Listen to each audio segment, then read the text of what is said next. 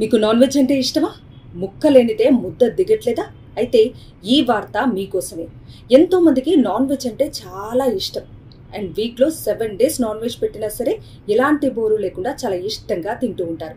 మరి non veg తింటే problem ఏంటి అంటారా? నాన్ వెజ్ తింటే ఎలాంటి ప్రాబ్లము లేదు.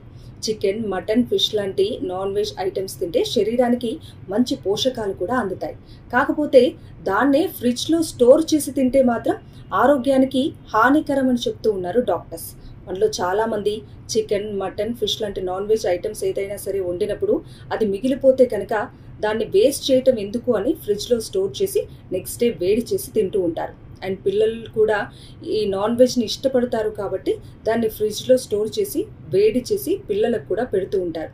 సో అలా నాన్ వెజ్ని ఫ్రిడ్జ్లో స్టోర్ చేయటం వల్ల దాని మీద బ్యాక్టీరియా ఫామ్ అయి అది విషంగా మారే ఛాన్సెస్ ఎక్కువగా ఉన్నాయి అని హెచ్చరిస్తున్నారు డాక్టర్స్.